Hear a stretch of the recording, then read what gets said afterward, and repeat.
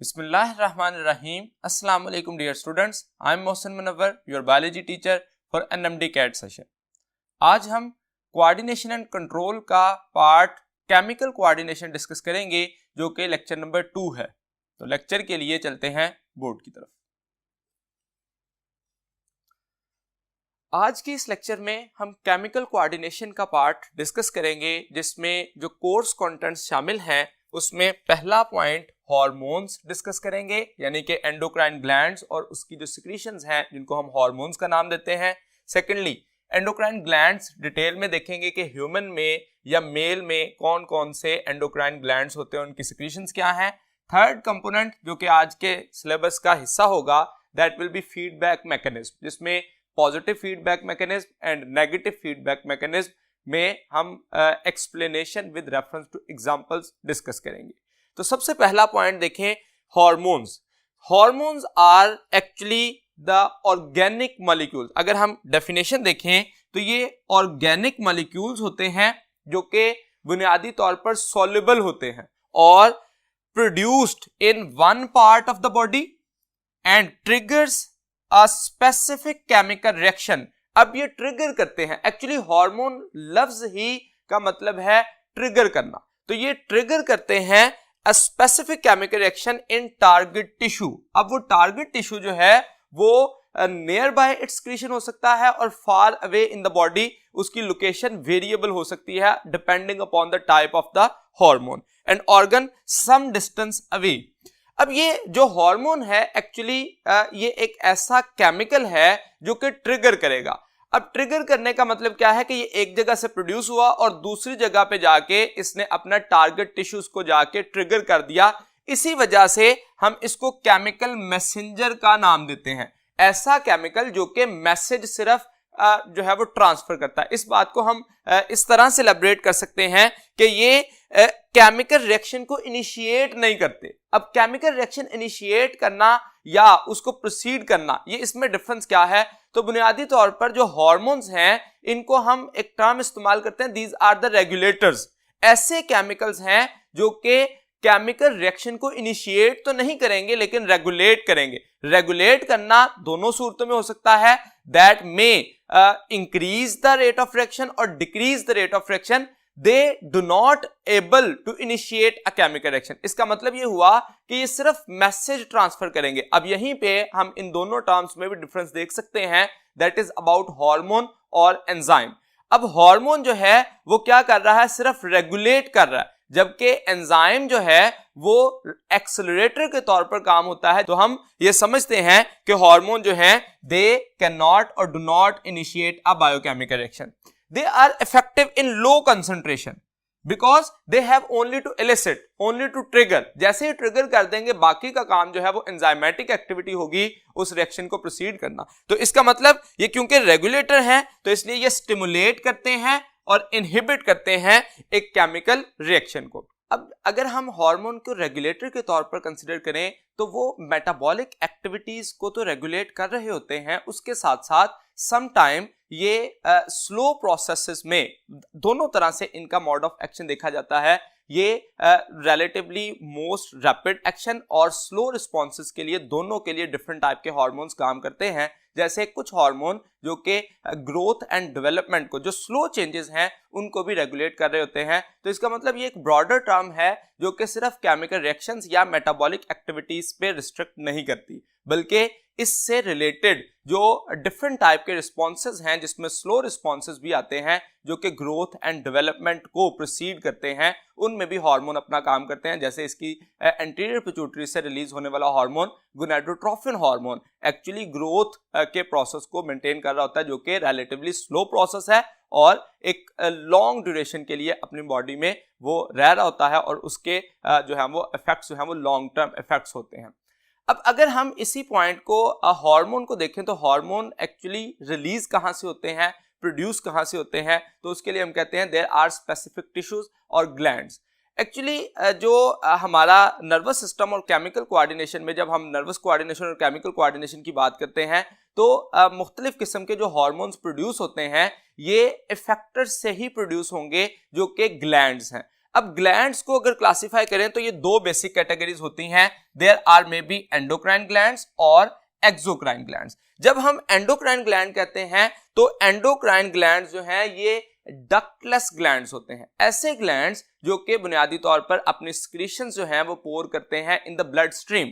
इनके पास specific ducts मौजूद नहीं होती। फॉर एग्जांपल ये एक ग्लैंड मौजूद है और इस ग्लैंड में से जो सिक्रीशंस हैं वो एक्सोसाइटोसिस के जरिए बाहर आती हैं और उसके साथ ही ब्लड स्ट्रीम के अंदर उनको पोर कर दिया जाता है। इनकी अपनी कोई डक्ट स्पेसिफिक मौजूद नहीं होती, तो ये ब्लड स्ट्रीम की तरफ ले जाते हैं। उसके मुकाबले में जब हम बात करते हैं एक्सोक्राइन की, तो इसकी अपनी एक डक्ट मौजूद होती है। फॉर एग्जांपल ये एक ग्लैंड है और इस ग्लैंड की सिक्रीशंस को ले जाने के लिए एक पर्टिकुलर डेस्टिनेशन पे अपनी डक्ट मौजूद है और उसके जरिए इसको भेजा जाता है, जैसे सेबेशियस ग्लैंड्स है, स्वेट ग्लैंड है, पैंक्रियाटिक एक्सोक्राइन ग्लैंड है, तो उनकी अपनी डक्ट होती हैं जो कि इनकी सिक्रीशंस को टारगेट टिश्यूज तक ले जाती हैं। तो इस तरह से हम दो बेसिक कैटेगरीज में इसको क्लासिफाई कर सकते हैं। अब हमारा जो बेसिक कंसर्न है आज के लेक्चर में that is about endocrine glands. तो एंडोक्राइन ग्लैंड्स जो हैं वो क्या होते हैं और किस तरह से काम करते हैं, इस बात को जानने के लिए चलते हैं नेक्स्ट बोर्ड की तरफ। एंडोक्राइन ग्लैंड्स जैसा कि मैंने कहा कि ऐसे ग्लैंड्स हैं जो कि डक्टलेस ग्लैंड्स हैं और इनसे जो प्रोडक्शंस होती हैं या सिक्रीशंस होती हैं उन केमिकल्स को नाम दिया जाता है हार्मोन्स। तो केमिकल नेचर अगर हम एक हार्मोन की देखें कि वो क्या है और किस तरह से इनको क्लासिफाई किया जा सकता है, तो 5 मेजर क्लासेस जो हैं इसको क्लासिफाई किया गया है। अगर हम इस बात को ब्रॉडर टर्म में लिखें तो बुनियादी तौर पर हार्मोन की नेचर दो ही होती हैं। ऑर्गेनिक मॉलिक्यूल है that is may be a protein in nature और लिपिड इन नेचर, यानी कि हम कह सकते हैं कि ये प्रोटीनेशियस है या स्टेरॉइड है। और जब हम प्रोटीन इन नेचर कहते हैं तो उसको फर्दर कैटेगराइज किया जाता है that is may be larger polypeptide, smaller polypeptide और कैटेकोल अमीन। तो ये मुख्तलिफ किस्म की कैटेगराइजेशन की जाती है जिसकी वजह से हम इसको 5 मेजर क्लासेस में यहाँ पे देख रहे हैं। First one is steroid in nature जो कि लिपिड इन नेचर भी कंसिडर किया जा सकता है। सेकेंड इज प्रोटीनेशियस जो कि प्रोटीन या लार्जर पॉलीपेप्टाइड के लिए कहा जाता है। Then polypeptide, amino acid derivatives and catecholamine. ये वो 5 बेसिक कैटेगरीज हैं जिसमें क्लासिफाई करते हैं। अब कौन कौन से हार्मोन आते हैं विद रेफरेंस टू एमसीक्यू, ये बहुत इंपॉर्टेंट पॉइंट है। दोनों तरह से क्वेश्चन पूछा जा सकता है कि किस ग्लैंड से सिक्रीशन होती है इस किस्म के नेचर की, या कौन से हार्मोन प्रोड्यूस होते हैं। जैसे स्टेरॉइड इन नेचर जो हार्मोन है वो एड्रिनल कॉर्टेक्स से, जिनमें एग्जांपल कॉर्टिसोल एंड एल्डोस्टेरोन है। इसी तरह से ओवेरियन एंड प्लेसेंटल हार्मोन, जैसे कि ओवेरियन में हम एग्जांपल देखते हैं एस्ट्रोजन, एंड प्लेसेंटल हार्मोन जो है वो प्रोजेस्टेरोन हार्मोन है। इसी तरह से टेस्टिकुलर, टेस्टिस से प्रोड्यूस होने वाले टेस्टोस्टेरोन, ये हार्मोन जो है, तो ये टोटल जो एक ब्रॉडर टर्म बनती है that are steroid in nature. जबकि प्रोटीनेशियस जो है वो एंटीरियर लॉब ऑफ पिट्यूटरी से प्रोड्यूस होने वाले हार्मोन होते हैं, जिसमें सोमैटोट्रॉफिक, जिसको ग्रोथ हार्मोन भी कहा जाता है, थायरोट्रॉफिक हार्मोन और गोनाडोट्रॉफिक हार्मोन जो कि गॉनेड्स पे एक्ट करते हैं और उससे मुख्तलिफ किस्म के हार्मोन की प्रोडक्शन कर रहे होते हैं। पॉलीपेप्टाइड देखें तो इसमें पोस्टीरियर लॉब ऑफ पिट्यूटरी से, जो मीडियन लॉब से एमएसएच, और इसी तरह से पोस्टीरियर से जो सिक्रीट होते हैं ऑक्सीटोसिन एंड वैसोप्रेसिन, और इसके साथ साथ एसीटीएच, कैल्सिटोनिन और पैराथॉर्मोन, ये मुख्तलिफ ऐसे हार्मोन हैं जो कि पॉलीपेप्टाइड इन नेचर कंसिडर किए जाते हैं।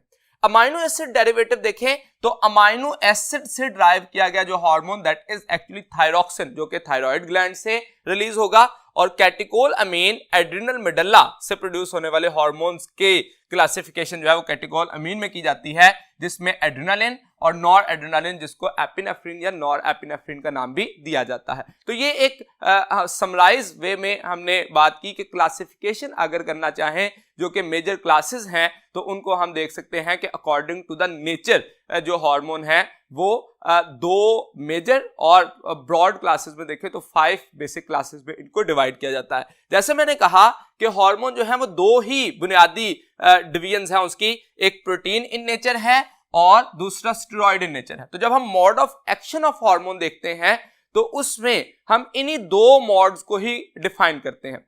अब एक प्रोटीन है और या लिपिड है। अब हम जानते हैं कि जो टारगेट सेल है उसकी सेल मेम्ब्रेन जो है वो लिपिड के लिए तो सॉल्युबल होती है लेकिन प्रोटीन सॉल्युबल नहीं होता। तो इस बुनियाद पर इनका मोड ऑफ एक्शन जो है वो डिफर कर जाता है। जैसे प्रोटीन हार्मोन देखें तो फॉर एग्जांपल ये एक हार्मोन हमने शो किया, तो ये हार्मोन जो है जैसे ही अपने मेम्ब्रेन के ऊपर मौजूदा रिसेप्टर के साथ बाइंड करता है, टारगेट सेल के रिसेप्टर पे बाइंड करेगा, तो वो रिसेप्टर एक अनदर टाइप के जो रिसेप्टर है उसको एक्टिवेट कर देता है और उससे एक सेकंड मैसेंजर, नॉर्मली एक सेकंड मैसेंजर जो है जिसमें हम एग्जांपल देखें तो दैट इज साइक्लिक एएमपी, ये हो सकता है, और मुख्तलिफ जो है मॉलिक्यूल एज बिहेव करते हैं एज अ सेकंड मैसेंजर। तो जैसे ही सेकंड मैसेंजर एक्टिवेट होगा that will enter in the nucleus. तो ये सारा पार्ट जो है ये साइटोप्लाज्म के अंदर है जो कि सेकंड मैसेंजर की एक्टिवेशन हो रही है, और जैसे ही सेकंड मैसेंजर एक्टिव होगा तो that will enter in the nucleus,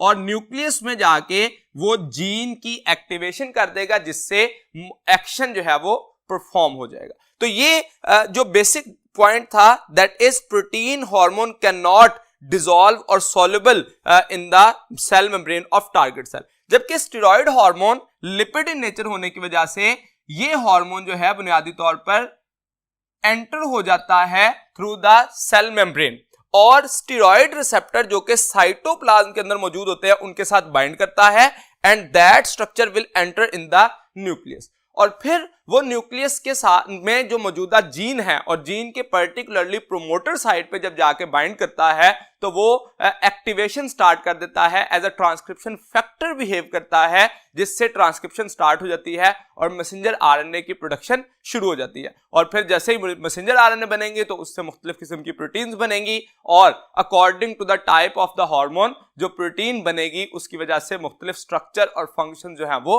perform हो सकते हैं, स्ट्रक्चर बन सकते हैं या फंक्शन परफॉर्म हो सकते हैं। तो दोनों में अगर बेसिक डिफरेंस देखें तो इसके रिसेप्टर मेम्ब्रेन पे हैं, इसके साइटोप्लाज्म पे हैं, तो इन दोनों को डायग्रामेटिक वे में प्रेजेंट करने का पर्पस ये है कि हम दोनों में जो बेसिक डिफरेंस हैं जो विद रेफरेंस टू एमसीक्यू पूछे जा सकते हैं हमें मालूम हो, जैसे पोजीशन ऑफ रिसेप्टर कहाँ है, दूसरे नंबर पे जो है जो सेकंड मैसेंजर किस में इन्वॉल्व होता है और किस में इन्वॉल्व नहीं होता। तो ये कुछ पॉइंट्स ऐसे हैं की पॉइंट जिनको हमें जहन में रखना है।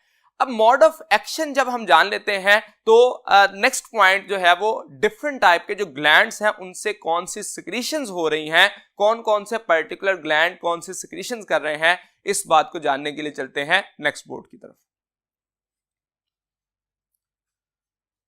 जैसा कि एंडोक्राइन ग्लैंड्स ही हार्मोन प्रोड्यूस करते हैं तो ह्यूमन बॉडी में जनरली 20 टाइप्स के एंडोक्राइन ग्लैंड जो हैं वो मौजूद होते हैं, जिसमें मेजर टाइप्स जो हैं वो ब्रेन से लेके एब्डोमिनल कैविटी तक मौजूद होते हैं। जैसे ब्रेन के अंदर हाइपोथैलेमस का पार्ट जो है वो एज आ एंडोक्राइन एक्टिविटी कर रहा होता है, उसके साथ साथ पिट्यूटरी ग्लैंड, पिनियल ग्लैंड, नेक के अंदर जो है वो थायराइड ग्लैंड मौजूद होता है। इसी तरह से चेस्ट रीजन में मुख्तलिफ ग्लैंड्स हैं और एब्डोमिनल कैविटी में किडनी के साथ एसोसिएटेड एंडोक्राइन ग्लैंड्स होते हैं।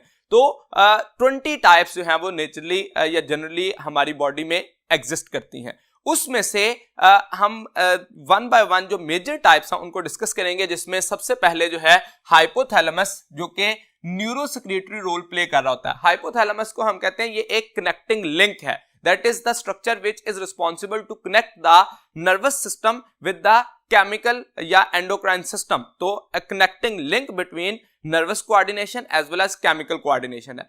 Hypothalamus part of forebrain है जो कि मुख्तलिफ किस्म के फंक्शन जो फोर ब्रेन के लिए रिक्वायर्ड हैं उनको परफॉर्म करने के साथ साथ मुख्तलिफ किस्म के हार्मोन्स या हार्मोन्स के लिए रिलीजिंग फैक्टर्स भी प्रोड्यूस करता है। तो हाइपोथैलेमस जो है वो ऐसा स्ट्रक्चर है जिससे मुख्तलिफ किस्म के रिलीजिंग फैक्टर जो कि मुख्तलिफ ग्लैंड्स को जाके ट्रिगर करेंगे ताकि उनसे हार्मोन प्रोड्यूस हो या कुछ ऐसे हार्मोन भी डायरेक्टली प्रोड्यूस करेगा। तो इसीलिए इसके सेल्स को हम नाम देते हैं कि दैट आर न्यूरोसेक्रेटरी सेल्स और वो न्यूरोसेक्रेटरी रोल्स कर रहे होते हैं। इसमें हाइपोथैलेमस की एक्सॉन एंडिंग से पर्टिकुलरली रिलीजिंग फैक्टर या हार्मोन्स जो हैं वो प्रोड्यूस हो रहे होते हैं एज अ एक्सोसाइटोसिस वेसिकल की सूरत में, जो कि डिफ्यूज करते हैं फर्दर ग्लैंड्स के साथ और उनको अपने प्रॉपर फंक्शनिंग के लिए या प्रॉपर ग्लैंड्स की प्रोडक्शन के लिए, हार्मोन की प्रोडक्शन के लिए ट्रिगर कर रहे होते हैं। अब इसको हाइपोथैलेमस को हम बुनियादी तौर पर नाम देते हैं मास्टर कंट्रोल सेंटर। यहां पे ये कीवर्ड अगर हम देखें तो पिट्यूटरी ग्लैंड को हम मास्टर ग्लैंड कहते हैं, तो दोनों में एक डिफरेंस होगा, मास्टर कंट्रोल सेंटर या मास्टर ग्लैंड, ये दोनों में डिफरेंस क्या है। तो master control centre actually monitor के तौर पर बिहेव करेगा, जो कि मास्टर ग्लैंड की सिक्रीशंस को कंट्रोल करने के लिए रिलीजिंग फैक्टर या इनहिबिटरी फैक्टर जो है वो प्रोड्यूस करता है, इसीलिए हम इसको मास्टर कंट्रोल कहते हैं। That is responsible to control the master gland by its secretion, तो इसलिए हम इसको मास्टर कंट्रोल सेंटर का नाम दे सकते हैं। ये special group of neurosecretory cell है, यानी कि इसमें मुख्तलिफ किस्म के ऐसे सेल्स होते हैं जो कि सिक्रीशंस करेंगे रिलीजिंग फैक्टर या डायरेक्टली हार्मोन की सूरत में। इससे हार्मोन प्रोड्यूस होते हैं जो कि रेगुलेटरी हार्मोन्स हैं। अब वो रेगुलेटरी हार्मोन रेगुलेट कर रहे होते हैं खास तौर पर एंटीरियर पिट्यूटरी की सिक्रीशंस को, जो कि पर्टिकुलरली मुख्तलिफ किस्म के हार्मोन्स प्रोड्यूस करते हैं, और उसकी इसी तरह से थायराइड की सिक्रीशंस को रेगुलेट करते हैं, एड्रिनल ग्लैंड की सिक्रीशंस को। तो मुख्तलिफ किस्म के जो ग्लैंड्स हैं उनकी प्रोडक्शन के लिए इससे रिलीजिंग फैक्टर जो है या इनहिबिटरी फैक्टर प्रोड्यूस होता है। इससे दो प्राइमरी हार्मोन प्रोड्यूस भी होते हैं, बाकियों के लिए तो ये रिलीजिंग फैक्टर प्रोड्यूस कर रहा है, लेकिन कुछ प्राइमरी हार्मोन जो कि खुद इसकी अपनी प्रोडक्शन है उसमें दो आते हैं, जिसमें हम कहते हैं एडीएच एंटी डायूरेटिक हार्मोन, या इसी को वेसोप्रेसिन भी कहा जाता है, और दूसरे नंबर पे ऑक्सीटोसिन। तो ये दो ऐसे हार्मोन्स हैं जो कि इससे प्रोड्यूस हो रहे होते हैं, एंटी डायूरेटिक हार्मोन या ऑक्सीटोसिन। तो ये दो प्राइमरी हार्मोन है इसके। अब हाइपोथैलेमस का जैसे मैंने कहा कि एक्चुअली ये रेगुलेटरी है और मास्टर ग्लैंड को कंट्रोल करने के लिए मास्टर कंट्रोल सेंटर है। तो व्हाट इज द रिलेशनशिप या interaction of hypothalamic hormones and their effect on pituitary gland. तो कौन कौन से हार्मोन हैं और उससे क्या बेसिकली इफेक्ट प्रोड्यूस होता है पिट्यूटरी पे। तो सबसे पहले ग्रोथ हार्मोन रिलीजिंग फैक्टर, ये एक ऐसा स्ट्रक्चर है जो कि पर्टिकुलरली जिसको हम GHRF के तौर पर जो है वो एब्रीवेट कर सकते हैं, जो कि ग्रोथ हार्मोन की सिक्रीशंस के लिए रिस्पॉन्सिबल होगा। इसी तरह से रिलीज होता है सोमैटोस्टैटिन, जो कि इनहिबिशन ऑफ ग्रोथ हार्मोन के लिए रिस्पॉन्सिबल होता है। थायरोट्रोफिन रिलीजिंग फैक्टर, ये फिर से TSH की सिक्रीशन। अब क्योंकि रिलीजिंग फैक्टर है तो थायराइड स्टिमुलेटिंग हार्मोन जो कि पिट्यूटरी ग्लैंड से प्रोड्यूस होना है उसके लिए रिलीजिंग फैक्टर के तौर पर काम करेगा। इसी तरह से एड्रीनोकॉर्टिकोट्रोफिक रिलीजिंग फैक्टर, ये ACTH एड्रीनोकॉर्टिकोट्रोफिक हार्मोन को रिलीज करेगा, जो कि अल्टीमेटली एड्रिनल ग्लैंड पे जाके अटैक करेगा और उसकी एड्रिनल ग्लैंड की सिक्रीशंस को जो है वो रेगुलेट करेगा। इसी तरह से प्रोलैक्टिन इनहिबिटरी फैक्टर, अब प्रोलैक्टिन जो है वो कंटिन्यूसली प्रोड्यूस हो रहा होता है, इसके लिए रिलीजिंग फैक्टर नहीं आता बल्कि इनहिबिटरी फैक्टर आता है। तो उस इनहिबिटरी फैक्टर के जो है वो प्रोडक्शन कहां से होती है, हाइपोथैलेमस से, और ये सिक्रीशन ऑफ प्रोलैक्टिन को इनहिबिट कर देता है। इसके बाद गोनाडोट्रोफिन रिलीजिंग हार्मोन जो कि FSH और LH की यानी कि फॉलिकल स्टिमुलेटिंग हार्मोन और ल्यूटिनाइजिंग हार्मोन, जिसको फीमेल के केस में तो ल्यूटिनाइजिंग हार्मोन कहा जाता है, और इसी LH को मेल के केस में ICSH या इंटरस्टिशियल सेल स्टिमुलेटिंग हार्मोन का नाम दिया जाता है, जिसको कलेक्टिवली हम गोनाडोट्रोफिन कहते हैं। तो ये गोनाडोट्रोफिन जो है इससे जो गोनेड्स को अटैक करता है उससे FSH, LH या प्रोलैक्टिन की प्रोडक्शन को एंटीरियर पिट्यूटरी से करा रहा होता है, जिसमें जो रिलीजिंग फैक्टर है वो FSH और LH के लिए आएंगे, लेकिन इनहिबिटरी फैक्टर जो है वो प्रोलैक्टिन के लिए आएगा। तो ये MCQ के रेफरेंस से एक इंपॉर्टेंट पॉइंट समझा जाएगा।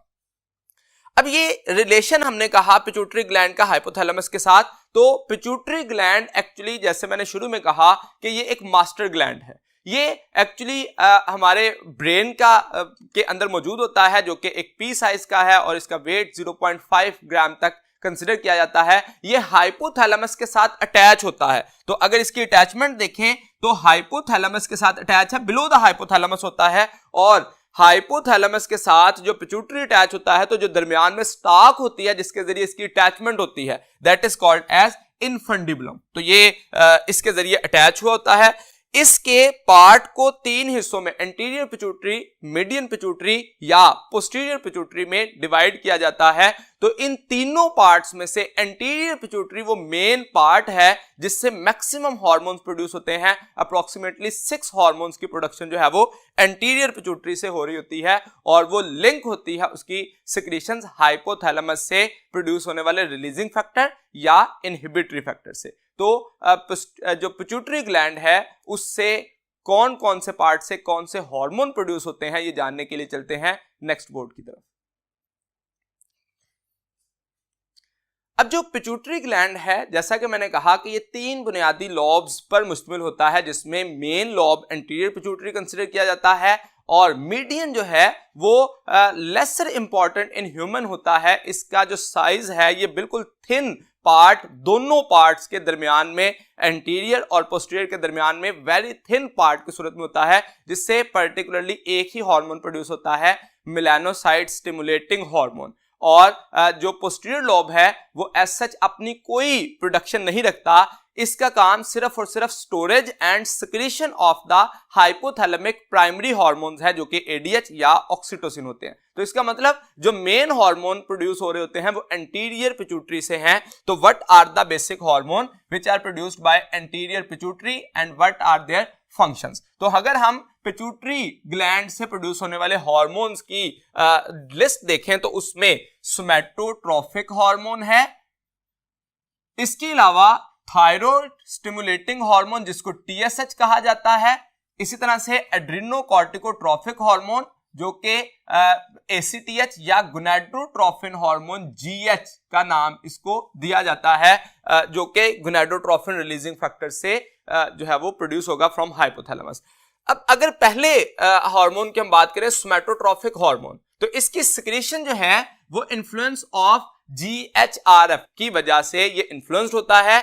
इसकी इनहिबिशन सोमैटोस्टैटिन की वजह से होती है। तो ये जब इसकी ओवर प्रोडक्शन हो या इनहिबिशन के लिए रेगुलेट किया जाता है इसको। इसके इफेक्ट्स देखें तो बुनियादी तौर पर इसके नाम से वाज़ेह है कि ये ग्रोथ को जो है वो प्रमोट कर रहा होता है, ग्रोथ हार्मोन है। तो बुनियादी तौर पर ये ग्रोथ एंड डेवलपमेंट के लिए, जैसे मैंने स्टार्ट में बेसिक कॉन्सेप्ट ऑफ हार्मोन में ये बात की कि हार्मोन जो है वो रैपिड रिस्पॉन्स भी देते हैं और स्लो रिस्पॉन्स भी देते हैं, जिसमें से जो स्लो रिस्पॉन्स है और लॉन्ग टर्म चेंजेस के लिए जो मौजूद होते हैं वो एक्चुअली ग्रोथ हार्मोन ही है, जिनका स्लो प्रोसेस होता है और लॉन्ग टर्म होता है। जबकि कुछ हार्मोन ऐसे हैं जिनका स्पीड अप प्रोसेस होता है और शॉर्ट टर्म रिस्पॉन्स के लिए मौजूद होते हैं, जैसे इंसुलिन एंड ग्लूकागॉन है, ये शॉर्ट टर्म और रैपिड रिस्पॉन्स देते हैं, जबकि ये स्लो और लॉन्ग टर्म रिस्पॉन्स के लिए हम ग्रोथ हार्मोन की बात कर सकते हैं।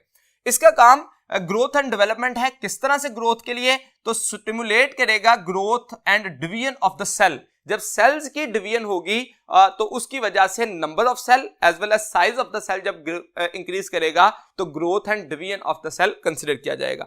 इसके साथ साथ ये अमाइनो एसिड अपटेक को भी बढ़ाता है, जिसके जरिए रेट ऑफ प्रोटीन सिंथेसिस को भी इंक्रीज किया जाता है। तो सेल से अमाइनो एसिड अपटेक को भी इंक्रीज करने में ये एक रोल प्ले करेगा। इसकी जो इफेक्ट्स हैं उसमें सिक्रीशंस का लेवल डिस्टर्ब होने की वजह से मुख्तलिफ किस्म की डिजीजेस हो सकती हैं, जैसे 2 किस्म की प्रॉब्लम जो है वो देखी जाती हैं। ओवर सिक्रीशन से जाइजेंटिज्म हो सकती है अगर चाइल्डहुड में इसका लेवल, यानी कि बचपन में कम उम्र में अगर इसकी जो सिक्रीशन है वो बढ़ जाए तो दैट में लीड्स टू द जाइजेंटिज्म। जाइजेंटिज्म हम कहते हैं पूरी बॉडी का साइज ही इंक्रीज हो जाना। जबकि अडल्ट के केस में जब ये ओवर एज में या लेटर एज ऑफ लाइफ में अगर इसकी जो सिक्रीशन है वो ज्यादा हो तो एक्रोमेगली, जिसमें हम कहते हैं कि हैंड और फीट या any other part of the body अपने बाकी बॉडी प्रोपोर्शन के साइज से जो है वो इंक्रीज कर जाए तो उसको हम कहते हैं एक्रोमेगली। तो particular part of the body with reference to rest part of the body, यानी कि जरूरी नहीं है कि सिर्फ हाथ की स्ट्रक्चर ही या साइज ही इंक्रीज कर रहा है, सिर्फ पांव का साइज इंक्रीज कर सकता है, इवन के नोज का साइज जो है वो इंक्रीज कर सकता है। तो मुख्तलिफ पार्ट्स का जो है वो अपने साइज को इंक्रीज कर देना बाकी बॉडी के साइज को इंक्रीज किए बगैर, तो उसको हम कहते हैं एक्रोमेगाली। जबकि जब अंडर सिक्रीशंस कहते हैं तो इसमें ड्वार्फिज्म जो है वो बेसिकली होती है, जिसमें बॉडी का जो ओवरऑल साइज है वो रिड्यूस रह जाता है। और जैसे ही साइज के रिड्यूस होने के साथ साथ बाकी भी कुछ फंक्शन जो है वो डिस्टर्ब होते हैं। जैसे मिसाल के तौर पर ब्रेन का साइज प्रॉपर डेवलप ना करने की वजह से IQ लेवल जो है वो डिस्टर्ब हो जाना, और उसके साथ साथ जो ब्रेन की एडवांस प्रोसेसेस हैं उसमें डिस्टर्बेंस आ जाना भी ड्वार्फिज्म की वजह से हो सकता है। तो that was about the somatotrophic hormone, first one. Second, thyroid stimulating hormone को भी हम इसी बेस पर अगर एक्सप्लेन करें तो फर्स्ट वन इज सिक्रीशन। इसकी सिक्रीशन के लिए क्या होगा, सबसे पहले हाइपोथैलेमस से रिलीजिंग फैक्टर आएगा जिसको कहा जाएगा थायरोट्रॉफिक रिलीजिंग फैक्टर। ये थायरोट्रॉफिक रिलीजिंग फैक्टर एंटीरियर पिट्यूटरी से प्रोड्यूस कराएगा थायराइड स्टिमुलेटिंग हार्मोन। वो थायराइड स्टिमुलेटिंग हार्मोन जो है थायराइड ग्लैंड पे काम करेगा, तो उससे प्रोडक्शन होगी थायरॉक्सिन, जो कि पर्टिकुलरली बॉडी मेटाबॉलिज्म को इंक्रीज कर देता है, जिसमें जो बॉडी के हीट प्रोडक्शन का प्रोसेस है जो कि बढ़ जाता है। तो इसका काम पर्टिकुलरली क्या है, रेगुलेट करना थायराइड ग्लैंड को for the production of thyroxine. इसकी वजह से क्या होगा, जैसे ही थायरोट्रॉफिक रिलीजिंग फैक्टर आता है तो TSH प्रोड्यूस होता है, जो कि नंबर ऑफ सेल्स को इंक्रीज कर देता है और उसके साथ साथ secretory activity of the cell को भी बढ़ा देता है।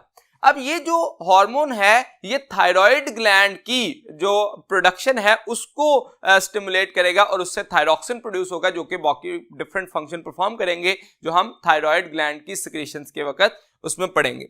इसकी अगर ओवर सिक्रेशन होती है तो हाइपरथायरॉयडिज्म यानी कि थायराइड ग्लैंड का साइज एनलार्ज कर जाना और उसके साथ साथ उसकी सिक्रीशन बढ़ जाना, क्योंकि दोनों प्रोसेस होंगे, एक तो नंबर ऑफ सेल्स भी इंक्रीज करेंगे और सिक्रीशंस ऑफ द सेल भी, तो थायरॉक्सिन की प्रोडक्शन जो है वो बढ़ जाना। और अगर अंडर सिक्रीशन होता है तो हाइपोथायरॉयडिज्म यानी कि लो कंसंट्रेशन या secretion of thyroxine from the thyroid gland देखी जाएगी। तो ये दो बुनियादी फैक्टर जो हैं इफेक्ट्स आते हैं ओवर सिक्रीशन और अंडर सिक्रीशन की वजह से। तीसरे नंबर पे देखें ACTH, एड्रेनोकॉर्टिकोट्रॉफिक हार्मोन। इसके लिए भी अगेन हाइपोथैलेमस से ही एड्रेनोकॉर्टिकोट्रॉफिक रिलीजिंग फैक्टर आएगा जो कि एंटीरियर पिट्यूटरी से ACTH प्रोड्यूस कराएगा। ये ACTH जो है वो एड्रेनल ग्लैंड पे एक्ट करेगा और एड्रेनल ग्लैंड्स की प्रोडक्शन जो है वहां से जो हार्मोन्स है उनको प्रोड्यूस कराएगा, पर्टिकुलरली एड्रेनल कॉर्टेक्स से। तो ये कॉर्टिकोट्रॉफिक रिलीजिंग फैक्टर जो है वो एड्रेनल कॉर्टेक्स से हार्मोन की प्रोडक्शन करा रहा होता है। इसमें भी प्रॉब्लम आने की वजह से ओवर सिक्रीशन या अंडर सिक्रीशन की वजह से एड्रेनल कॉर्टेक्स से प्रोड्यूस होने वाले हार्मोन्स जो हैं उनकी प्रोडक्शन या उनकी जो कंसंट्रेशन है वो डिस्टर्ब होती है और अल्टीमेटली डिफरेंट डिजीजेस का सबब बनती है। गोनाडोट्रोफिन हार्मोन देखिए तो इससे हम कलेक्टिवली ये टर्म इस्तेमाल करते हैं for the follicle stimulating hormone FSH या LH, जिसको मेल के केस में ICSH का नाम दिया जाता है, और इसके अलावा LTH ल्यूटोट्रोफिक हार्मोन जिसको प्रोलैक्टिन भी कहा जाता है। तो ये तीन बुनियादी हार्मोन हैं जो कि कलेक्टिवली कंसीडर किया जाता है गोनाडोट्रोफिन में। तो इन टोटल अगर देखें तो इससे जो हार्मोन प्रोड्यूस हो रहे हैं these are actually 6 hormone. 3 hormone are in gonadotrophin और 3 are ACTH, TSH and somatotrophic hormone. अब इसकी जो इफेक्ट्स हैं ये क्या कर रहा होता है, that is responsible to regulate the functions of reproductive systems, जो कि मेल के सूरत में और फीमेल में डिफरेंट फंक्शंस जो है वो इससे परफॉर्म किए जा रहे होते हैं, जो कि हम गोनेड्स की सिक्रीशंस के वक्त गोनेड्स का जब ग्लैंड की तौर पर पढ़ेंगे तो उसमें हम इसको डिटेल में डिस्कस करेंगे। जो सेकंड पार्ट है पिट्यूटरी ग्लैंड का, that is actually medial lobe, जो कि मैंने कहा lesser important in case of human है, जो कि थिन होता है प्रेजेंट बिटवीन द, इसको इंटरमीडिएट लॉब का नाम भी दिया जाता है because that is present in between the anterior and posterior lobe. इससे जो हार्मोन प्रोड्यूस होता है पर्टिकुलरली MSH का नाम दिया जाता है, जो कि मेलानोसाइट स्टिमुलेटिंग हार्मोन है। इसके लिए जो रेगुलेट कर रहा होता है इसको melanocyte stimulating hormone inhibitory hormone होता है, जो कि हाइपोथैलेमस से प्रोड्यूस होगा। इसकी भी सिक्रीशन जो है वो पर्टिकुलरली कंटिन्यूस हो रही होती है और इसको इनहिबिट किया जाता है हाइपोथैलेमस से, ना कि इसके लिए रिलीजिंग फैक्टर आता है। इसका काम क्या है, that is responsible to produce melanin, जो कि ब्राउन कलर का पिगमेंट है जो स्किन में प्रोड्यूस होता है, that is responsible to cause the darkening of the skin. और इसके लिए जो स्टिमुलस है वो सनलाइट एक मेन स्टिमुलस होता है, जिसके जरिए सनलाइट जब पड़ती है तो उसकी वजह से MSH की प्रोडक्शन स्टार्ट हो जाती है।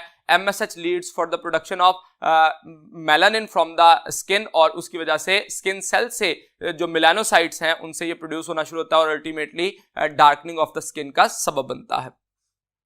थर्ड नंबर पे देखें तो पोस्टीरियर लोब ऑफ पिट्यूटरी, जो कि third part of the pituitary gland है, इससे कोई अपना हार्मोन प्रोड्यूस नहीं होता, ये बल्कि एक ग्लैंड भी particularly axon of neurosecretory cells ही होते हैं।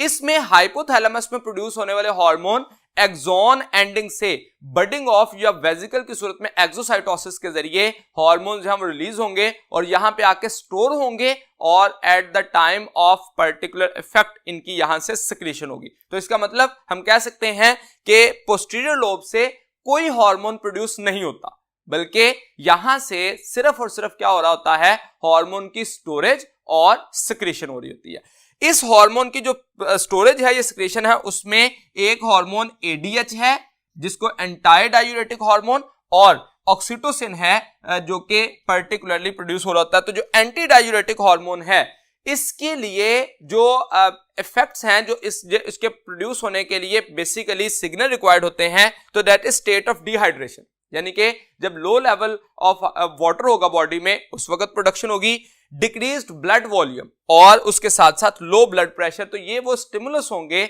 जो कि एंटी डायूरेटिक हार्मोन की प्रोडक्शन करेंगे। इस हार्मोन की प्रोडक्शन की वजह से बॉडी में जो ब्लड वॉल्यूम है उसको मेंटेन किया जाता है और उसके साथ साथ ब्लड के अंदर मौजूदा वाटर कंटेंट, बॉडी में जो वाटर कंटेंट है उनको भी बैलेंस किया जाता है। अब इसकी प्रोडक्शन ओवर सिक्रीशन या अंडर सिक्रीशन से क्या होता है, जब इसकी प्रोडक्शन जरूरत से ज्यादा होगी तो उसकी वजह से कंसंट्रेटेड यूरिन की प्रोडक्शन स्टार्ट हो जाती है, और जब ये लो प्रोडक्शन हो रही होगी that will responsible to produce a large amount of dilute urine. तो अगर अंडर सिक्रीशन रहे तो large amount of dilute urine जो प्रोड्यूस हो रही होती है, that leads to a disease called as diabetes insipidus. तो इसकी सिक्रीशंस को भी बैलेंस रखना होता है। जबकि ऑक्सीटोसिन जो है that is released during child birth, जिसको हम कह सकते हैं जो कि labour pain, wave of contraction and relaxation, ये ऑक्सीटोसिन जो है वो smooth muscles of the cervix और यूट्रस पे एक्ट कर रहा होता है, जो कि एक लेबर पेन वेव्स की सूरत में आती है, जो कि ऑक्सीटोसिन की कंसंट्रेशन हाई होने की वजह से होता है। ये दूसरे नंबर पर इस हार्मोन का काम जो है वो मिल्क इजेक्शन के लिए, यानी कि लैक्टेटिंग वुमेन के केस में ये अपना काम कर रहा होता है। ऑक्सीटोसिन का एक और फंक्शन जो है ये प्रोजेस्टेरोन को भी जो है वो इनहिबिट कर रहा होता है। तो ये लैक्टेटिंग वुमेन में जो मेंस्ट्रुअल साइकिल है उसको इनहिबिट करने में भी हेल्प करता है। ऑक्सीटोसिन जो है ये इसकी वजह से, क्योंकि मिल्क इजेक्शन का काम, तो मिल्क प्रोडक्शन और मिल्क इजेक्शन दो डिफरेंट फंक्शंस है। मिल्क प्रोडक्शन के लिए जो हार्मोन काम कर रहा होता है दैट इज ल्यूटोट्रोफिक हार्मोन, जो कि प्रोलैक्टिन समझा जाता है, और मिल्क इजेक्शन के लिए जो है वो सकलिंग, जब एक न्यूली बॉर्न बेबी जो है वो सकलिंग करता है तो उस वक्त एक स्टिमुलस मिलता है जिसकी वजह से ऑक्सीटोसिन की प्रोडक्शन बढ़ती है and ultimately leads for the milk ejection. तो इस मिल्क इजेक्शन के फिनोमेना को लेट डाउन रिफ्लेक्स का नाम भी दिया जाता है, जो कि स्पेसिफिकली ऑक्सीटोसिन की वजह से होगा। तो हम समराइज कर सकते हैं कि प्रोलैक्टिन जो है वो मिल्क प्रोडक्शन के लिए रिस्पॉन्सिबल है, जबकि ऑक्सीटोसिन जो है वो मिल्क इजेक्शन के लिए रिस्पॉन्सिबल होगा। That was about the summary of the pituitary gland. और जो रिमेनिंग ग्लैंड्स हैं जिसमें एड्रिनल ग्लैंड है, थायराइड ग्लैंड है, गोनेड्स है, इसके बारे में देखने के लिए चलते हैं नेक्स्ट बोर्ड की तरफ। एंडोक्राइन ग्लैंड्स में जो नेक्स्ट ग्लैंड हम डिस्कस करेंगे that is thyroid gland. Thyroid gland जो है स्ट्रक्चर और लोकेशन के लिहाज से देखें तो ये एक बाइलोब्ड स्ट्रक्चर है, यानी कि दो लोब्स पर मुश्तमिल होता है, और इसकी जो लोकेशन है that is below the larynx and on either side of trachea, यानी कि ट्रैकिया के दोनों साइड्स पर और लैरिंक्स के लोअर रीजन में ये एग्जिस्ट करता है।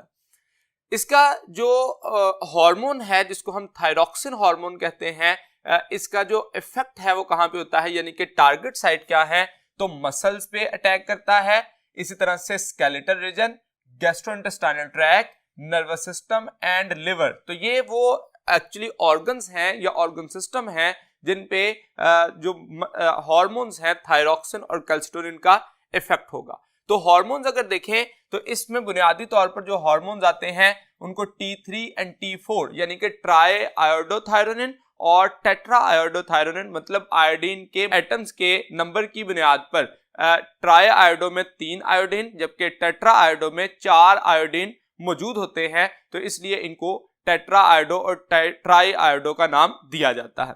T3 और T4 में से थायरॉक्सिन जो है वो T4 के लिए लफ्ज इस्तेमाल किया जाता है। T3 is more potent then T4, लेकिन उसके मुकाबले में हम कहते हैं कि जो T4 है वो ज्यादा देर तक या ज्यादा ड्यूरेशन तक जो है वो अपनी एक्टिविटी परफॉर्म करता है as compare to T3। So first one is the T3 and T4 and second hormone जो कि इसमें मौजूद होता है दैट इज कैल्सिटोनिन। तो पहले हम डिस्कस करेंगे थायरॉक्सिन जो कि एक आयोडिक हार्मोन है और इसमें आयोडीन मौजूद होने की वजह से इसको ट्राई आयोडो और टेट्रा आयोडो का नाम दिया जाता है। इससे फिजियोलॉजिकल इफेक्ट्स क्या होते हैं? सबसे पहले तो ये बुनियादी तौर पर एक ऐसा हार्मोन है जो कि मेटाबॉलिज्म को, बेसल मेटाबॉलिज्म को प्रमोट करेगा। इसकी जो बेसल मेटाबॉलिज्म में प्रमोशन में एक प्रॉपर्टी ग्लूकोज कैटाबॉलिज्म को एनहांस करना है और दूसरे नंबर पर कोलेस्ट्रॉल सिंथेसिस को भी इंक्रीज करता है इन द लिवर। सेकेंडली, ये development of nervous system particularly brain cells in foetus and infants, तो ब्रेन सेल्स की डेवलपमेंट के लिए भी ये अपना एक रोल प्ले करता है। Muscle development and functioning of the muscle भी इसका एक फंक्शन है और इसके साथ साथ that is also responsible to promote the growth and maturation of the skeleton. Next जो लास्ट पॉइंट है जिसको ये प्रमोट करता है that is motility of gastrointestinal tract. तो ये वो बुनियादी फंक्शंस थे। तो अगर हम जनरल वर्ड इस्तेमाल करें तो ये ग्रोथ एंड डेवलपमेंट के प्रोसेस को प्रमोट करता है इन जनरल, जिसमें डिफरेंट टाइप के ऑर्गन मसल्स हो सकते हैं, skeleton, gastrointestinal tract, nervous system और लिवर इसके टारगेटेड स्ट्रक्चर्स हो सकते हैं। इसके अलावा ये मेटामॉर्फोसिस का प्रोसेस में भी एक रोल प्ले करता है, जैसे कि फ्रॉग के एडल्ट होने के लिए टेल का लॉस होना वो भी इसी हार्मोन के इफेक्ट्स की वजह से होता है।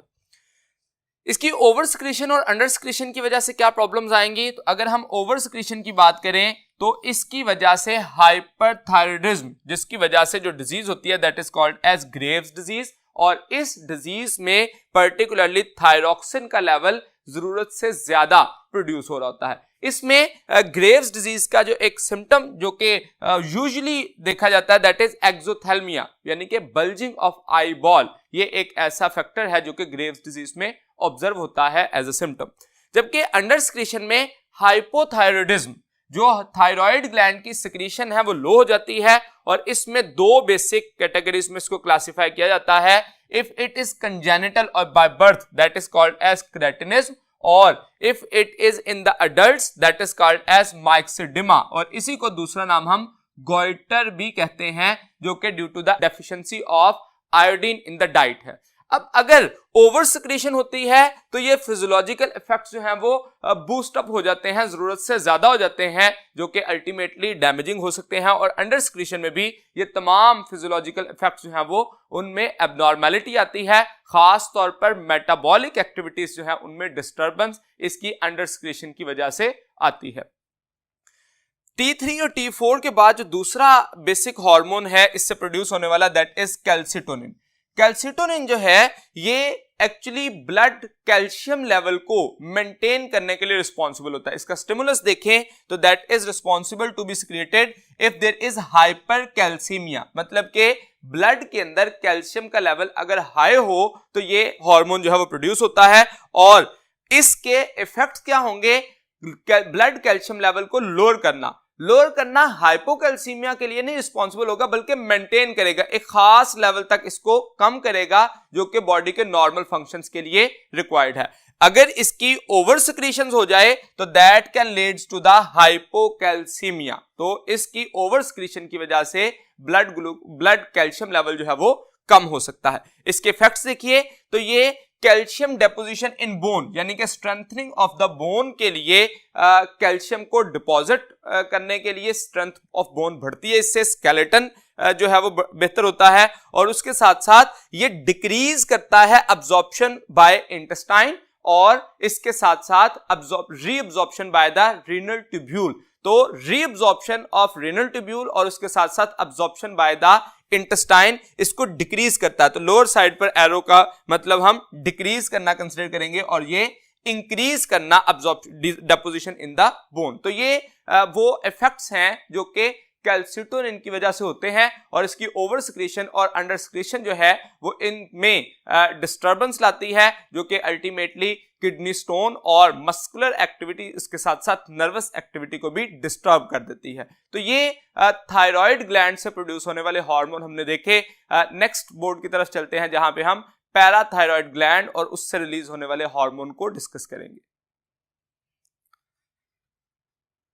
पैराथायराइड ग्लैंड, जैसे कि इसका नाम है पैराथायराइड, तो थायराइड के पेरिफेरल या पैरा के साइड पे, तो इस वजह से these are located on thyroid. ये 2 पेयर्स की सूरत में या 4 इन नंबर होते हैं जो कि थायराइड ग्लैंड के अपर मौजूद होते हैं, इसलिए इनको पैराथायराइड का नाम दिया जाता है। इससे जो मोस्ट इंपॉर्टेंट हार्मोन प्रोड्यूस होता है दैट इज पैराथॉर्मोन।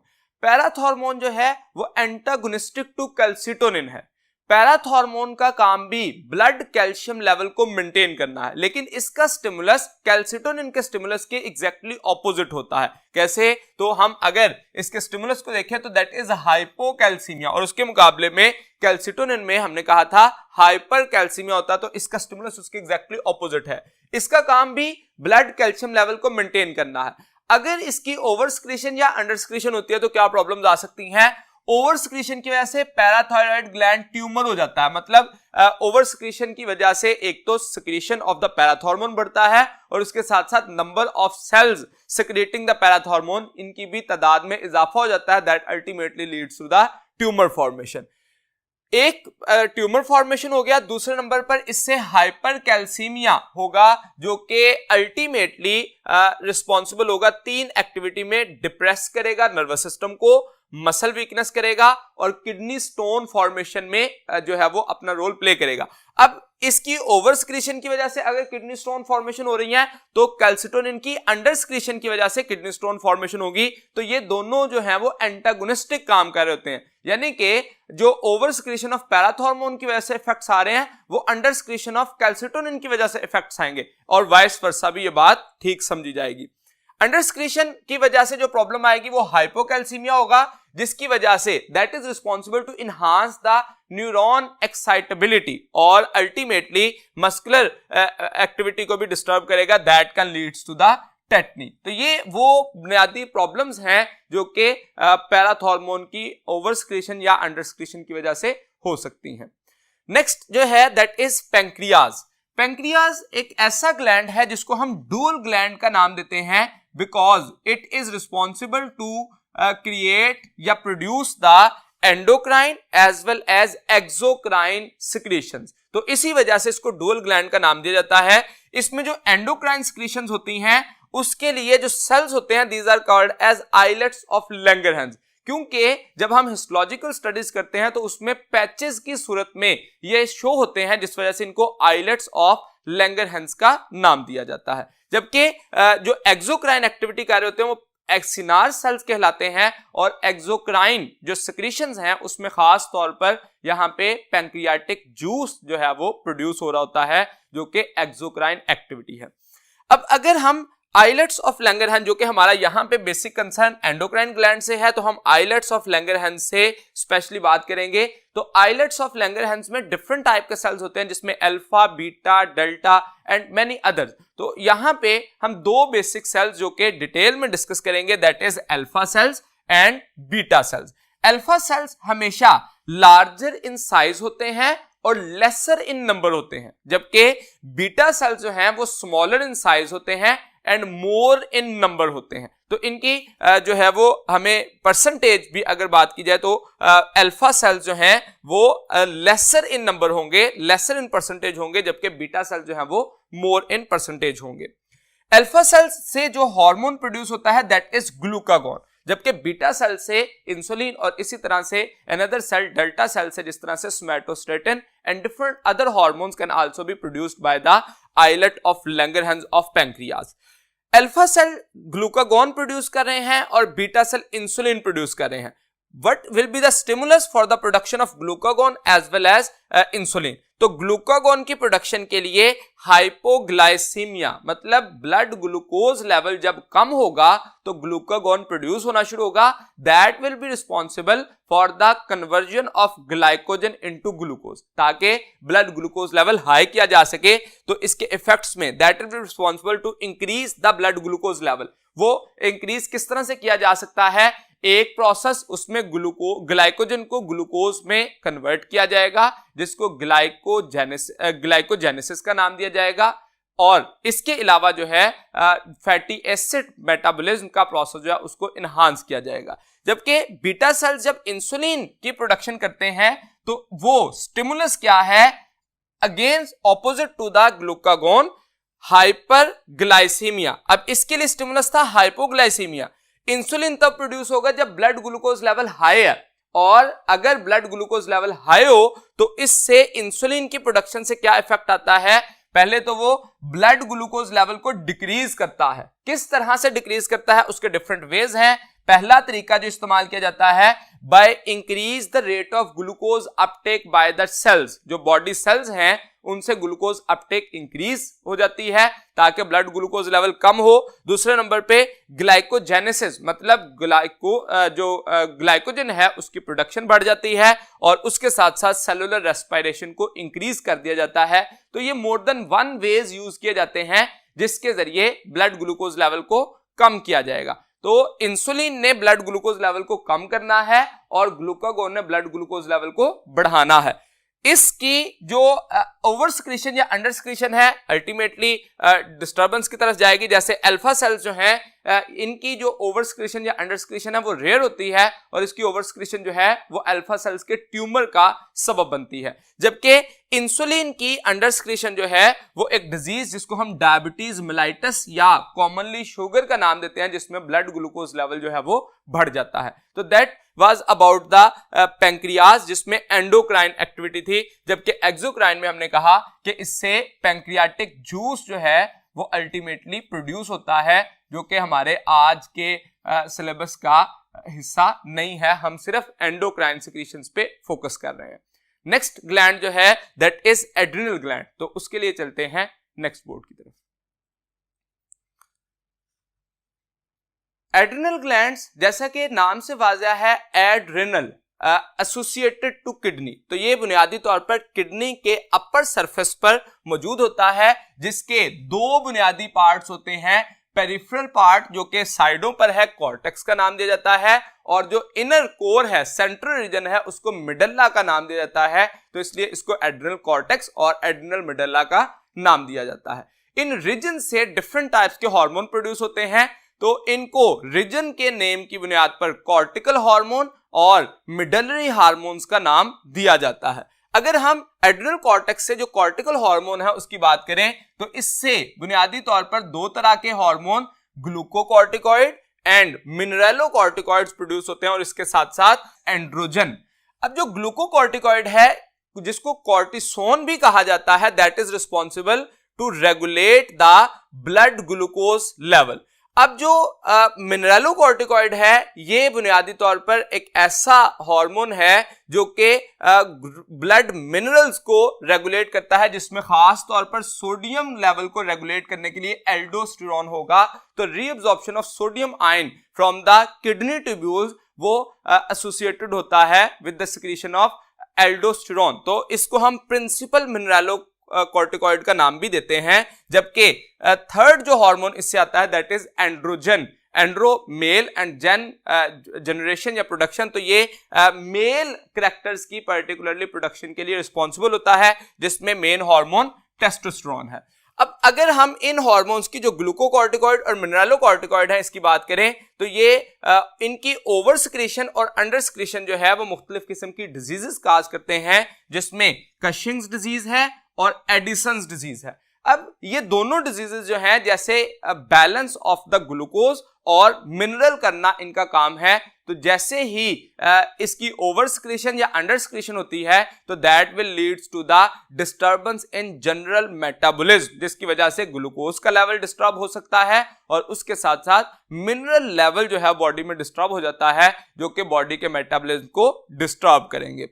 एंड्रोजन की बात करें तो एंड्रोजन या जो टेस्टोस्टेरोन है स्पेसिफिकली वो गोनेड्स से प्रोड्यूस होता है, लेकिन स्मॉल कंसंट्रेशन ऑफ एंड्रोजन या पर्टिकुलरली टेस्टोस्टेरोन जो है वो प्रोड्यूस हो रही होती है फ्रॉम द एड्रिनल कॉर्टेक्स। और इस एड्रिनल कॉर्टेक्स से ये जो हार्मोन प्रोड्यूस हो रहा होता है ये मेल और फीमेल दोनों में प्रोड्यूस हो रहा होता है। अब मेल के केस में तो हम समझ सकते हैं कि इससे सेकेंडरी करैक्टर्स जो हैं जो कि बॉडी के ह्यूमन मेल के सेकेंडरी सेक्स करैक्टर्स की डेवलपमेंट होगी, जबकि फीमेल के केस में इसका काम जो स्केलेटल मसल्स हैं उनकी डेवलपमेंट में होगा। और अगर इसकी ओवर सिक्रीशन हो जाए तो दैट में लीड्स टू सम एब्नॉर्मैलिटी, जैसे खास तौर पर जो फेस पे हेयर्स फॉर्मेशन हो जाना, हेयर का ज्यादा आ जाना in case of female, that is due to the over secretion of androgen due to the adrenal cortex. अगर हम दूसरा पार्ट देखें जो हमारे पास एड्रिनल ग्लैंड्स हैं तो उसमें एड्रिनल मिडल्ला और इससे प्रोड्यूस होने वाले हार्मोन जो है वो उनको नाम दिया जाता है मिडलरी हार्मोन, जिसमें एपिनेफ्रिन जिसको एड्रिनलिन भी कहा जाता है एंड नॉर एपिनेफ्रिन जिसको नॉर एड्रिनलिन भी कहते हैं। अब ये दोनों हार्मोन को इमरजेंसी हार्मोन्स का नाम दिया जाता है। ये इमरजेंसी हार्मोन इसलिए हैं because they are responsible to be produced during the emergency condition, और इसका इफेक्ट जो है वो साइनर्जिस्टिक इफेक्ट होता है, यानी कि रीइंफोर्स करते हैं activity of sympathetic nervous system को, और ये साइनर्जिस्टिक इफेक्ट करते हैं और स्टेट ऑफ इमरजेंसी, इसीलिए इनको इमरजेंसी हार्मोन भी कहते हैं। इसके जो इफेक्ट्स होंगे वो responsible to enhance the blood pressure, ये ब्रोंकियल डायलेशन के को भी प्रमोट करते हैं, और उसके साथ साथ स्पेसिफिकली नॉरएड्रेनालिन जो है वो पेरिफेरल वैसो कंस्ट्रिक्शन यानी कि ब्लड वेसल्स के कंस्ट्रक्ट करने के लिए अपना एक रोल प्ले करता है। अब इन हार्मोन्स की अगर ओवर सिक्रीशन होती है तो दैट में लीड्स टू द एग्रेशन और ब्लड प्रेशर को इंक्रीज कर देना, और बाकी डिफरेंट प्रॉब्लम्स जो है वो इससे हो सकती हैं। जबकि अगर अंडर सिक्रीशन होती है तो उस वजह से ये देखा जाता है कि जो फेल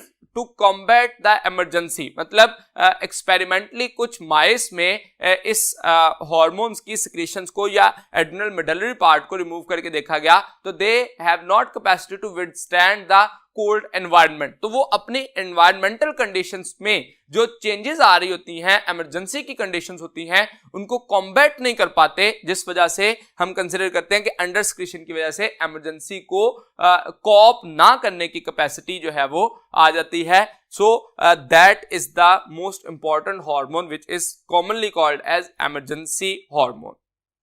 नेक्स्ट ग्लैंड देखिए तो दैट इज गोनेड्स। गोनेड्स एक जनरल टर्म है जो कि एंडोक्राइन टिश्यू के तौर पर काम करते हैं, और उसके साथ साथ ये ऐसे स्पेशल काइंड के ग्लैंड्स हैं जिनसे हार्मोन्स प्रोड्यूस होने के साथ साथ इनसे गैमीट्स की प्रोडक्शन भी हो रही होती है। जैसे कि गोनेड्स को दो बेसिक कैटेगरीज में क्लासिफाई किया जाता है on the basis of gender, जिसमें हम कहते हैं that is in the case of females called as ovaries and in the case of males that is called as testis. तो ओवरीज से हार्मोन्स भी प्रोड्यूस हो रहे होते हैं, जिसमें मोस्ट कॉमनली जो हार्मोन कहे जाते हैं वो एस्ट्रोजन एंड प्रोजेस्टेरोन है, और इसके अलावा एग की प्रोडक्शन भी ओवरीज से हो रही होती है। जबकि जब हम टेस्टिस की बात करते हैं तो टेस्टिस से जो हार्मोन प्रोड्यूस हो रहा होता है दैट इज टेस्टोस्टेरोन, और इसके अलावा स्पर्म की प्रोडक्शन भी एक गैमीट की प्रोडक्शन के तौर पर एक मेन फंक्शन है टेस्टिस का। तो ओवरीज के हार्मोन देखें तो बुनियादी तौर पर ये एस्ट्रोजन एंड प्रोजेस्टेरोन की प्रोडक्शन कर रहे होते हैं, जबकि टेस्टिस जो है वो पर्टिकुलरली टेस्टोस्टेरोन की प्रोडक्शन कर रहे होते हैं। अब अगर हम एस्ट्रोजन और प्रोजेस्टेरोन देखें तो एस्ट्रोजन जो है वो ऐसा हार्मोन है जो कि मैच्योर फॉलिकल से, जिसको ग्राफियन फॉलिकल भी कहा जाता है या राइपेंड फॉलिकल का नाम दिया जाता है, उससे प्रोड्यूस होता है। तो that is secreted bye Graafian follicle, इसी को मैच्योर फॉलिकल और इसी को राइपेंड फॉलिकल भी कहा जा सकता है, जिससे ये प्रोड्यूस हो रहा होता है। इसका फंक्शन क्या है? That is responsible to maintain the secondary sex characters. अगर हम इसका एक जनरल सा प्रोडक्शन का एक मैकेनिज्म देखें तो बुनियादी तौर पर एंटीरियर पिट्यूटरी से हार्मोन प्रोड्यूस हो रहा होता है, फॉलिकल स्टिमुलेटिंग हार्मोन। वो फॉलिकल स्टिमुलेटिंग हार्मोन ओवरी के अंदर आके फॉलिकल सेल्स की डेवलपमेंट के लिए रिस्पॉन्सिबल होता है, जिससे प्राइमरी से सेकेंडरी और टर्शियरी एंड ग्राफिन फॉलिकल्स बनते हैं। जैसे ही फॉलिकल्स जो है वो मैच्योर होना शुरू होते हैं तो उनसे फॉलिकल से प्रोड्यूस होना शुरू होता है एस्ट्रोजन, और एस्ट्रोजन जो है वो इनहिबिट कर देता है एफएसएच को, और उसके साथ साथ यूट्राइन वॉल की जो थिकनेस है, जो एंडोमेट्रियम की थिकनेस है और वास्कुलराइजेशन है, उसको स्टार्ट कर देता है। जैसे ही ये थिकनेस स्टार्ट होती है और वास्कुलराइजेशन होती है तो अल्टीमेटली एस्ट्रोजन का लेवल एफएसएच को कम करेगा और एलएच को बढ़ा देगा। तो एलएच के बढ़ने की वजह से फिर ओव्यूलेशन का प्रोसेस हो जाता है, जो कि अल्टीमेटली फिर कॉर्पस ल्यूटियम की डेवलपमेंट में हेल्प करता है। अब अगर एस्ट्रोजन का लेवल जो है वो डिस्टर्ब होता है तो अल्टीमेटली एस्ट्रोजन का लेवल जब डिस्टर्ब होगा तो इसकी वजह से मुख्तलिफ प्रॉब्लम्स आ सकती हैं, जैसा कि मेंस्ट्रुअल साइकिल का जो है वो डिले होना या मेंस्ट्रुअल साइकिल का अर्ली होना, जो इस एस्ट्रोजन की सिक्रीशंस पे, ओवर सिक्रीशन या अंडर सिक्रीशन पे डिपेंड करेगा।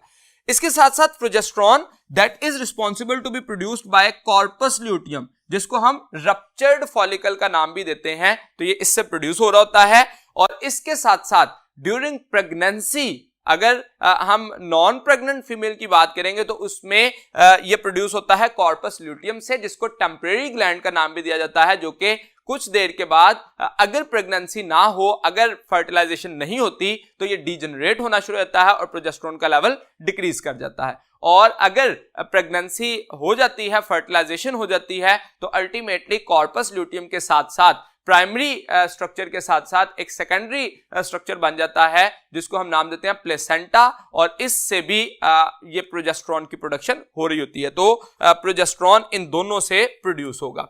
अब जो इसका काम है प्रोजेस्टेरॉन का, ये फॉलिकल स्टिमुलेटिंग हार्मोन को इनहिबिट करता है ताकि फर्दर न्यू मेंस्ट्रुअल साइकिल ना स्टार्ट हो सके। इसके साथ साथ सप्रेस करता है ओव्यूलेशन को, इसीलिए इसको बर्थ कंट्रोल पिल्स में भी यूज किया जाता है, और ultimately that is responsible to maintain the thickness as well as vascularisation of the uterine wall. अब एस्ट्रोजन और प्रोजेस्टेरॉन में ये याद रखिए, एस्ट्रोजन का काम है thickness and vascularisation of the uterine wall को स्टार्ट करना, और प्रोजेस्टेरॉन का काम है मेंटेन करना। अगर प्रेगनेंसी एस्टैब्लिश नहीं होती तो प्रोजेस्टेरॉन का लेवल डिक्रीज करता है due to the destruction of the corpus luteum, और अल्टीमेटली मेंस्ट्रुएशन स्टार्ट हो जाती है। तो इसका जो प्रोजेस्टेरॉन का लेवल है, इसके डिस्टर्ब होने की वजह से भी मुख्तलिफ प्रॉब्लम्स आ सकती हैं, जैसा कि प्रेगनेंसी के दौरान अगर इसकी अंडर सिक्रीशन होती है या इसकी जो सिक्रीशंस है उसमें प्रॉब्लम आती है तो दैट में leads to the process of miscarriage. Secondly testis के बारे में बात करें, जो कि पर्टिकुलरली जो हार्मोन प्रोड्यूस कर रहा होता है टेस्टोस्टेरोन, और इसी को स्पेसिफिकली कहा जाता है 17 बीटा हाइड्रोक्सी टेस्टोस्टेरोन। ये टेस्टिस के इंटरस्टिशियल सेल्स से प्रोड्यूस हो रहा होता है in response to interstitial cell stimulating hormone, जिसको फीमेल के केस में ल्यूटिनाइजिंग हार्मोन का नाम दिया जाता है, that is produce from the anterior pituitary. इसका जो काम है वो क्या करेगा, maturation of male reproductive organ, और उसके साथ साथ स्पर्म प्रोडक्शन। ये भी सेकेंडरी सेक्स कैरेक्टर्स की डेवलपमेंट में एक अपना रोल प्ले कर रहा होता है, लेकिन इसका मेन फंक्शन जो है वो स्पर्म प्रोडक्शन को इनहांस करना है। अगर स्पर्म प्रोडक्शन जो है वो जरूरत से ज्यादा हो जाए तो एक अनदर हार्मोन इनहिबिन प्रोड्यूस होता है, जो कि स्पर्म प्रोडक्शन को डिक्रीज कर रहा होता है। तो इसका काम बेसिकली स्पर्म प्रोडक्शन को मेंटेन करना है, बैलेंस करना है टेस्टोस्टेरोन और इनहिबिन का। So the main focus of the testosterone is responsible for spermatogenesis या sperm production in case of male. That was about the testes. कुछ और जो important endocrine glands हैं उनको जानने के लिए चलते हैं नेक्स्ट बोर्ड की तरफ। टेस्टोस्टेरोन के बाद जब हम बात करते हैं अदर एंडोक्राइन ग्लैंड्स की, तो इसमें मुख्तलिफ किस्म के ग्लैंड्स हमारी बॉडी में, जैसे कि स्टार्ट ऑफ द लेक्चर पे हमने कहा कि अप्रॉक्सीमेटली 20 टाइप्स के जो एंडोक्राइन ग्लैंड्स हैं वो एक ह्यूमन बॉडी में मौजूद होते हैं, जिसमें से मोस्ट इंपॉर्टेंट हमने बात की। नेक्स्ट वन, कुछ हार्मोन जो हैं वो गट से भी प्रोड्यूस होते हैं, जैसे कि गैस्ट्रिन, सेक्रेटिन एंड कोलेसिस्टिक आइनिन। अब जो गैस्ट्रिन है ये स्टमक वॉल से प्रोड्यूस हो रहा होता है, इसी तरह से सेक्रेटिन जो है वो ड्यूडिनल वॉल से, और कोलेसिस्टोकाइनिन भी जो है वो ड्यूडिनम की वॉल से प्रोड्यूस हो रहा होता है। अब गैस्ट्रिन उस वक्त प्रोड्यूस होगा when there is more proteinaceous food in our diet, उसको हम कहेंगे कि गैस्ट्रिन प्रोड्यूस कर रहा है। और जैसे ही more acidic food towards the duodenum जाएगी तो फिर सेक्रेटिन की प्रोडक्शन होगी, जो कि गैस्ट्रिक एसिड प्रोड्यूसिंग हार्मोन को गैस्ट्रिन को इनहिबिट करेगा।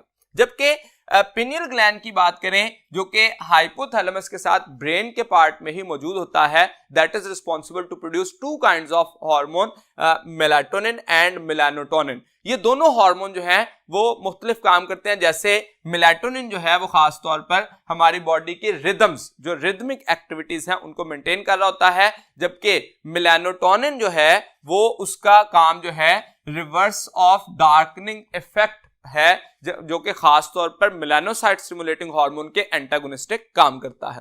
जबकि थाइमस ग्लैंड जो है वो प्रोड्यूस कर रहा होता है थाइमोसिन, जो कि मैचुरेशन ऑफ टी लिम्फोसाइट के लिए काम करता है, जो कि हार्ट के करीब मौजूद होता है। इसी तरह से प्लेसेंटा, जैसे हमने पहले बात की कि ये प्रेगनेंसी के दौरान सिर्फ बनेगा और इससे प्रोजेस्टेरोन की सिक्रीशन हो रही होती है। इसके साथ साथ मुख्तलिफ इवन के सम नर्व सेल्स जो हैं वो भी हार्मोन्स की प्रोडक्शन करते हैं और मुख्तलिफ हार्मोन्स की प्रोडक्शन हो रही होती है। जैसे एक group of localized hormone prostaglandins कहलाते हैं। इसके अलावा एंडोर्फिन्स जो कि ब्रेन एरिया में रिसेप्टर्स ऑफ ब्रेन के साथ बाइंड करके सेंसेशन ऑफ पेन को ब्लॉक कर देते हैं। तो ये वो मुख्तलिफ ग्लैंड्स हैं या हार्मोन्स हैं जो कि ह्यूमन बॉडी में, इसके अलावा किडनी से हार्मोन प्रोड्यूस हो रहे होते हैं, जिसमें मोस्ट इंपॉर्टेंट हार्मोन एरिथ्रोपोइटिन है जो कि रेड ब्लड सेल्स की डेवलपमेंट में अपना रोल प्ले करता है। इसी तरह से जो हार्ट है इससे हार्मोन प्रोड्यूस हो रहे होते हैं। तो मुख्तलिफ हार्मोन मुख्तलिफ स्ट्रक्चर से प्रोड्यूस हो रहे होते हैं जो कि बॉडी के डिफरेंट केमिकल कोऑर्डिनेशन के प्रोसेस में, केमिकल रिएक्शंस और उसके साथ साथ लॉन्ग टर्म प्रोसेसेस को मेंटेन करने में हेल्प करते हैं। सेकंड पार्ट जो कि हमारे सिलेबस का है that is actually feedback mechanism. Feedback mechanism जो है इसका मतलब क्या है, अगर हम बाय डेफिनेशन देखें तो that is a type of interaction. Interaction किसमें है? Between controlling mechanism is itself controlled by products of reaction it is controlling. तो actually controlling mechanism of end product of reaction के दौरान इंटरेक्शन हो, यानी कि हम इसको एक दूसरे टर्म से भी दूसरे तरीके से डिफाइन कर सकते हैं, that is actually detection of change and signalling for effectors response. यानी कि जो इफेक्टर है उसका रिस्पॉन्स हासिल करने के लिए जो डिटेक्शन ऑफ चेंज है उसके अगर उसकी रिवर्स हो या इनवर्स रिस्पॉन्स हो जाए तो उसको हम नेगेटिव फीडबैक कहते हैं, और अगर उसकी फेवर में रिस्पॉन्स आ जाए, उस जो चेंज है उसके रिस्पॉन्स को एम्पलीफाई कर दिया जाए तो उसको हम नाम देंगे पॉजिटिव फीडबैक मैकेनिज्म। तो एक्चुअली फीडबैक का काम जो है वो जो चेंज डिटेक्ट की गई है उसके लिए रिस्पॉन्स क्रिएट करना, या जो रिएक्शन की प्रोडक्ट बनी है वो कंट्रोल करें, जो कि mechanism of controlling the reaction है उसको, तो उसे हम नाम देते हैं फीडबैक मैकेनिज्म। अब इसको हम जैसा कि क्लासिफाई करते हैं दो कैटेगरीज में, negative feedback mechanism and positive feedback mechanism. Negative feedback mechanism में ये इनहिबिटरी रिस्पॉन्स क्रिएट करता है, यानी कि इनवर्स रिस्पॉन्स करेगा, जबकि जो पॉजिटिव है वो एक्साइटेटरी या एम्पलीफाइंग रिस्पॉन्स जो है वो उससे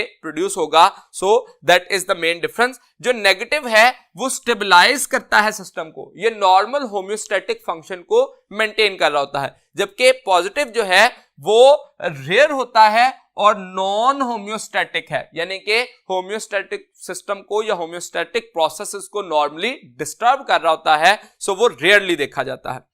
अगर हम नेगेटिव फीडबैक एग्जाम्पल देखें तो मुख्तलिफ एग्जाम्पल्स होती हैं, जैसे जो ब्लड ग्लूकोज लेवल को मेंटेन करने के लिए या बॉडी टेम्परेचर को एडजस्ट करने के लिए, जैसे ब्लड ग्लूकोज लेवल को मेंटेन करने के लिए दो किस्म के हार्मोन पैंक्रियाज से प्रोड्यूस हो रहे होते हैं, इंसुलिन एंड ग्लूकागोन। तो उसकी अगर बात करें तो देखिए, अगर हमारे पास स्टिमुलस हो सकता है दो तरह का। अगर फर्स्ट स्टिमुलस ये है हाइपरग्लाइसीमिया, जैसे ही ब्लड शुगर लेवल बढ़ा तो अल्टीमेटली क्या होगा, पैंक्रियाज की तरफ सिग्नल आएगा और इस सिग्नल की वजह से, ये स्टिमुलस की वजह से पैंक्रियाज पे सिग्नल आया और उसने प्रोड्यूस किया हार्मोन इंसुलिन। जैसे ही हार्मोन इंसुलिन प्रोड्यूस हुआ तो इंसुलिन क्या करेगा, that will responsible to convert the glucose into glycogen, जो कि लिवर के अंदर स्टोर होना शुरू हो जाएगा। और जैसे ही ये कन्वर्ट हुआ तो ब्लड ग्लूकोज लेवल कम हो जाएगा, तो that will be the fifth process. अब ये एक सीक्वेंस जो है वो हमने देख लिया। इसके ऑपोजिट कौन सा होगा, जिसमें हम कहेंगे कि हाइपोग्लाइसीमिया डिटेक्शन हुई, पैंक्रियाज ने हार्मोन प्रोड्यूस किया ग्लूकागोन।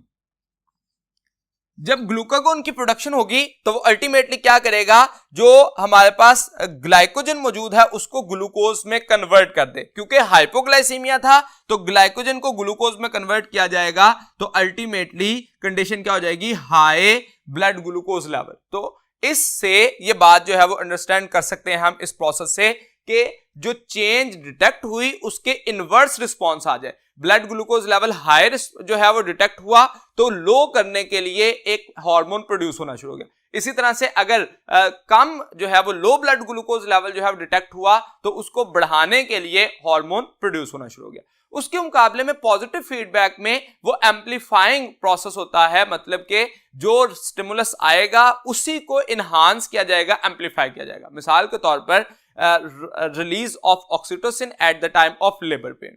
होता क्या है कि जिस वक्त चाइल्ड बर्थ के टाइम पे एक फोर्स मिलती है जो कि सर्विक्स और यूट्राइन वॉल पे, जो कि एक उसके न्यूरॉन्स जो हैं वो ब्रेन तक अपने मैसेज को भेजते हैं और वहां से एक रिलीजिंग फैक्टर प्रोड्यूस होता है और हाइपोथैलेमस जो है वो ऑक्सीटोसिन की प्रोडक्शन करता है। अब वो ऑक्सीटोसिन जैसे ही ब्लड में आता है तो अल्टीमेटली वो अपने टारगेट टिश्यू पे जो कि यूट्राइन वॉल और मसल्स ऑफ द सर्विक्स हैं उस पे अटैक करता है, जिसकी वजह से कंट्रैक्शन एंड डायलेशन का प्रोसेस होता है और अल्टीमेटली चाइल्ड बर्थ के प्रोसेस को प्रमोट कर दिया जाता है। तो इससे हमने देखा कि स्टिमुलस आया जो कि यूट्राइन वॉल को जो है वो पे जब इफेक्ट स्टिमुलस आया तो उसी ने एक्चुअली उस प्रोसेस को एम्पलीफाई किया है with the help of oxytocin. तो जब भी एक प्रोसेस जो है वो किसी एक स्टिमुलस जो है वो उसके प्रोसेस को इनहांस कर दिया जाए तो पॉजिटिव होगा और अगर इनवर्स रिस्पांस दे दिया जाए तो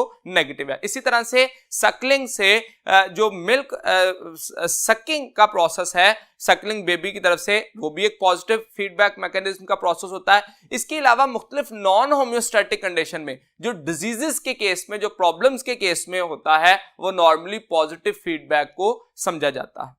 यहां तक आज का हमारा लेक्चर कंप्लीट हुआ। उम्मीद है कि मैं अपनी बात आपको समझाने में कामयाब रहा। अगले लेक्चर तक के लिए दीजिए इजाजत। अल्लाह हाफिज।